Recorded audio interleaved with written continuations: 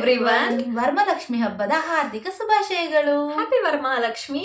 This is the first time ನಾವು ನಮ್ಮ ಊರಲ್ಲಿಲ್ಲ, ಇಂಡಿಯಾದಿಂದ ತುಂಬ ದೂರ ಬಂದಿದ್ದೀವಿ. So we are missing the festival vibes. ನಾನಂತೂ ಫೆಸ್ಟಿವಲ್ ವರಮಹಾಲಕ್ಷ್ಮಿ ಎಲ್ಲ ಮಾಡೋದಿಲ್ಲ. ಸೊ ಬಟ್ ಸ್ಟಿಲ್ ನಾನು ನನ್ನ ಫ್ರೆಂಡ್ಸ್ ಮನೆಗೆ ವರಮಹಾಲಕ್ಷ್ಮಿ ಹಬ್ಬಕ್ಕೆ ಹೋಗ್ತಿದ್ದೆ. I am missing that colourful lights, vibes, everything. ಹೌದು, ನಾನಂತೂ ತುಂಬ ಮಿಸ್ ಮಾಡ್ತಾ ಇದ್ದೀನಿ. ಏನಂದರೆ ನಮ್ಮ ಮನೆಗಳಲ್ಲಿ ದೇವಿನ ಕೂರಿಸೋದು, ಅಲಂಕಾರ ಮಾಡೋದು, ಹೂವೆಲ್ಲ ಹಾಕೋದು ಆ್ಯಂಡ್ ತಿಂಡಿ, ವೆರೈಟೀಸ್ ಆಫ್ ತಿಂಡಿ, ಆಮೇಲೆ ಫ್ರೂಟ್ಸ್, ಅದೆಲ್ಲ ತುಂಬ ಮಿಸ್ ಮಾಡ್ತಾ ಇದ್ದೀವಿ. ಓಕೆ, ಒಬ್ಬಟ್ಟನ್ನ ನಿಜ ಮಿಸ್ ಮಾಡ್ಕೊತೀನಿ. ಸೊ ನಾವು ಅಂದ್ಕೊಂಡ್ವಿ ನಮ್ಮ ಮನೆಗಳಲ್ಲಿ ತುಂಬ ಗ್ರ್ಯಾಂಡಾಗಿ ಸೆಲೆಬ್ರೇಟ್ ಮಾಡ್ತಾರೆ, ಎಸ್ಪೆಷಲಿ ನಮ್ಮ ಸೌತ್ ಇಂಡಿಯಾಲಿ. ಸೊ ನಾವು ಇಲ್ಲಿ ನಮ್ಮ ಕೈಲಿ ಆದಷ್ಟು ಮಾಡೋಣ. ಸುಮ್ಮನೆ ಯಾಕೆ ಇವತ್ತು ದಿನನ ಲೈಕ್ ನೆನ್ಸ್ಕೊಂಡು ಬೇಜಾರು ಮಾಡ್ಕೊಳ್ಳೋದ್ಕಿಂತ ವಿಲ್ ಸೆಲೆಬ್ರೇಟ್ ಲೈಕ್ ನಮಗೆ ಎಷ್ಟಾಗುತ್ತೆ ಅಷ್ಟು ಅಂತ. ನಮ್ಮ ಕೈಲಾದಷ್ಟನ್ನ ನಾವು ಮಾಡೋಣ, ಸೆಲೆಬ್ರೇಟ್ ಹೆಂಗಾದ್ರೂ ಅಂತ ಹೇಳಿ ಒಂದು ವೀಕಿಂದ ಸ್ವಲ್ಪ ಶಾಪಿಂಗ್ ಎಲ್ಲ ಮಾಡ್ತಾ ಇದ್ದೋ. ಹೇಗೂ ನಮಗೆ ಕಾಲೇಜಸ್ ಇಲ್ಲ ಈಗ ಸದ್ಯಕ್ಕೆ, ಯೂನಿವರ್ಸಿಟಿ ಹಾಲಿಡೇಸ್ ಇದೆ. ಅದಕ್ಕೆ ಎಲ್ಲ ಒಂದು ಕಡೆಯಿಂದ ಶಾಪಿಂಗ್ ಎಲ್ಲ ಮಾಡ್ಕೊಂಬಂದು ನಮ್ಗೆ ಏನೇನು ಸಿಗುತ್ತೆ, ಇಲ್ಲಿ ತುಂಬ ಕಷ್ಟ ಸಿಗೋದು ನಮ್ದೆಲ್ಲ ಏನೇನು ಡೆಕೋರೇಷನಿಗೆ, ದೇವಿಗೆ ಏನೇನು ಬೇಕೋ ಅದೆಲ್ಲ. ಬಟ್ ಅಂದ್ರೂ ಎಷ್ಟಾಗುತ್ತೆ ಅಷ್ಟನ್ನ ಫೆಚ್ ಮಾಡಿ ತಗೊಂಡು ಬಂದಿದ್ದೀವಿ. ಬಟ್ ಇಲ್ಲಿ ಹೂವು ಕೂಡ ನಮಗೆ ಸಿಗೋದಿಲ್ಲ. ಸೊ ಇವತ್ತು ಮೊನ್ನೆಯಿಂದ ತುಂಬ ಹುಡುಕಿ ಇವತ್ತು ಪುನಃ ಹೋಗಿ ಹೂವನ್ನು ತಗೊಂಡು ಬಂದು ನಮ್ಮ ಕೈಲಾದಷ್ಟು ಮಾಡಿದ್ದೀವಿ. ಸೊ ಹೇಗೆ ಅಂದರೆ ಎಲ್ಲಾನು ಒಂದು ಕಡೆ ಹಾಕಿ ಪೂಜೆ ಎಲ್ಲ ಮಾಡಿದೀವಿ. ನಿಮ್ಗೆ ಇಷ್ಟ ಆಗ್ಬೋದು ಅನ್ಸುತ್ತೆ. ಈಗ ನಾವು ಪಟ್ ಅಂತ ಹೋಗಿ ರೆಡಿಯಾಗಿ ಬರೋ ಅಷ್ಟೊಳಗೆ ಒಂದು ರೀಕ್ಯಾಪ್ ನೋಡ್ಕೊ ಬಂದ್ಬಿಡಿ. ಓಕೆ, ಟಡಾ, ವಾವ್, ಹಬ್ಬದ ಪ್ರಿಪ್ರೇಷನ್ ಸ್ಟಾರ್ಟ್ ಆಗಿದೆ. ಮನೆಗೆ ಬೇಕಾಗಿರೋ ಸ್ವಲ್ಪ ಹೌಸ್ ಹೋಲ್ಡ್ ಸ್ಟಫ್ಸ್, ನಾಳೆ ಹಬ್ಬಕ್ಕೆ ಬೇಕಾಗಿರೋ ಫ್ರೂಟ್ಸ್, ಡೆಕೋರೇಷನ್ಗೆ ಬೇಕಾಗಿರೋ ಪೇಪರ್ಸ್ ಎಲ್ಲ ಸ್ವಲ್ಪ ಪರ್ಚೇಸ್ ಮಾಡ್ಕೊ ಬಂದಿದ್ದೀವಿ. ಸಂಜೆ ಮೇಲೆ ನಾಳೆ ಹಬ್ಬಕ್ಕೆ ಬೇಕಾಗಿರೋ ಡೆಕೋರೇಷನ್ಸ್ಗೆ ಪೇಪರ್ ಕಟ್ಟಿಂಗ್ಸ್ನ ಸ್ಟಾರ್ಟ್ ಮಾಡಿದ್ವಿ. ನಮ್ಮ ಮನೇಲಿ ಕಳಸ ಇಟ್ಟು ಲಕ್ಷ್ಮಿಗೆ ಸೀರೆ ಉಡಿಸಿ ಪೂಜೆ ಮಾಡ್ತೀವಿ. ಇಲ್ಲಾಗದೇ ಇರೋದ್ರಿಂದ ಲಕ್ಷ್ಮಿ ಫೋಟೋನ ಪ್ರಿಂಟ್ಔಟ್ ತೆಗ್ದು ರೆಡಿ ಮಾಡ್ತಾ ಇದೀವಿ.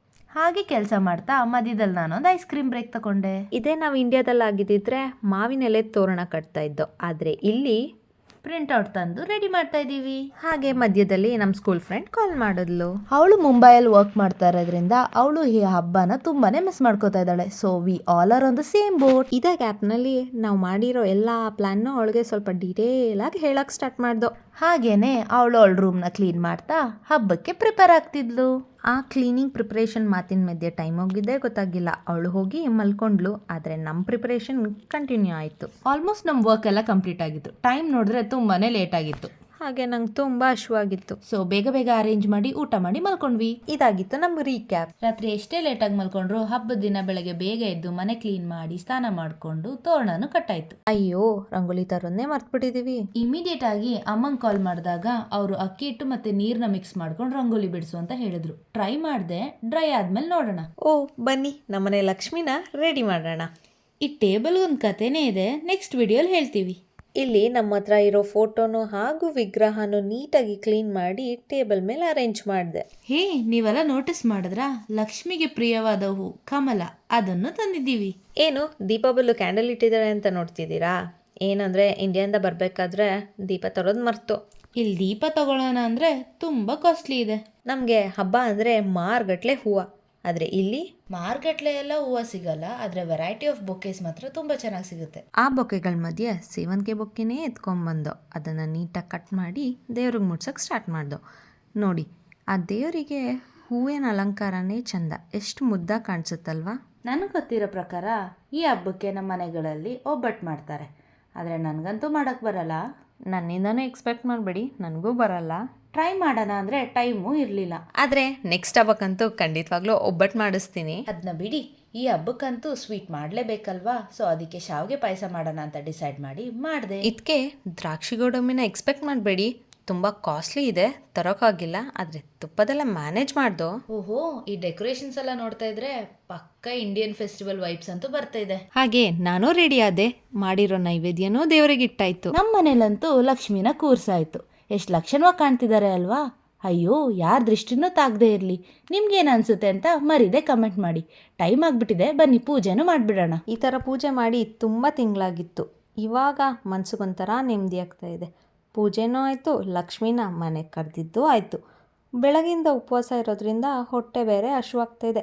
ಊಟನೂ ರೆಡಿಯಾಗಿತ್ತು. ಅದ್ರ ಜೊತೆ ದೇವ್ರಿಗಿಟ್ಟಿದ್ದಿದ್ದ ಪ್ರಸಾದನೂ ಸಹ ತಿಂದ್ವಿ. ಹಬ್ಬದ ದಿನ ದೇವಸ್ಥಾನಕ್ಕೆ ಹೋಗ್ದಿದ್ರೆ ಹೇಗೆ? ಅದರಲ್ಲೂ ದೇವಸ್ಥಾನದಲ್ಲಿ ವರಮಹಾಲಕ್ಷ್ಮಿ ಹಬ್ಬದ ಸೆಲೆಬ್ರೇಷನ್ ಇದೆ ಅಂತ ಗೊತ್ತಾದ್ಮೇಲೆ ಮಿಸ್ ಮಾಡ್ಕೊಳ್ಳಂಗೆ ಇಲ್ಲ. ದೇವಸ್ಥಾನದಲ್ಲಿ ಲಕ್ಷ್ಮಿ ಅಲಂಕಾರ ನೋಡಿ ನಮ್ಮನೆನೇ ನೆನಪಾಯ್ತು. ನಮ್ಮನೆಗಳಲ್ಲೂ ಹೀಗೆ ಲಕ್ಷ್ಮಿನ ಅಲಂಕಾರ ಮಾಡ್ತೀವಿ. ಅಬ್ಬಬ್ಬಾ, ದೇವಸ್ಥಾನದಲ್ಲಿ ನೋಡಿದ್ರೆ ಜನನೂ ಜನ. ಪೂಜೆ ಎಲ್ಲ ಆದಮೇಲೆ ನಮ್ಮ ಫ್ರೆಂಡ್ಸ್ ಎಲ್ಲ ಸಿಕ್ಕಿದ್ರು. ಅವ್ರ ಜೊತೆ ಸ್ವಲ್ಪ ಹರಟೆ ಹೊಡ್ಕೊಂಡು ಬರ್ಲಿನ್ ಕನ್ನಡ ಬಳಗ ಕಡೆಯಿಂದ ಆರ್ಗನೈಸ್ ಆಗಿರೋ ಒಂದು ಕಲ್ಚರಲ್ ಇವೆಂಟ್ನ ಎಲ್ಲರೂ ಎಂಜಾಯ್ ಮಾಡ್ತಿದ್ವಿ. ದೇವಸ್ಥಾನಕ್ಕೆ ಹೋದ್ಮೇಲೆ ಪ್ರಸಾದನ ಮಿಸ್ ಮಾಡೋಕ್ಕಾಗುತ್ತಾ? ಚಾನ್ಸೇ ಇಲ್ಲ. ಹಬ್ಬದ ದಿನ ನೋ ವೇ. ಹಬ್ಬ ಅಂತ ಹೇಳಿ ಚೆನ್ನಾಗಿ ರೆಡಿಯಾಗಿರ್ತೀವಿ, ಫೋಟೋಸ್ ಇಲ್ಲ ಅಂದರೆ ಹೇಗೆ? ಅದಕ್ಕೆ ನಮ್ಮ ಫ್ರೆಂಡ್ಸ್ ಎಲ್ಲರನ್ನೂ ಒಂದು ಕಡೆ ಗುಡ್ಡೆ ಹಾಕಿ ಫೋಟೋಸ್ ತೊಗೊಂಡ್ವಿ. ಇದೆಲ್ಲ ಆದಮೇಲೆ ಮನೆಗೆ ಹೊರಟು. ಮನೆಗೆ ಹೋಗಿ ನಮ್ಮನೆ ಲಕ್ಷ್ಮಿನ ನೋಡಿದ್ರೆ ಜಸ್ಟ್ ವಾವ್. ಈ ವೈಬ್ಸ್ ಇಷ್ಟ ಆಯಿತು ಅಂದರೆ ಇನ್ನೂ ಸ್ವಲ್ಪ ಮೆಮೊರಿ ಶೇರ್ ಮಾಡೋಣ. ನಿಮ್ಮ ಸಪೋರ್ಟ್ ಹೀಗೆ ಇರಲಿ.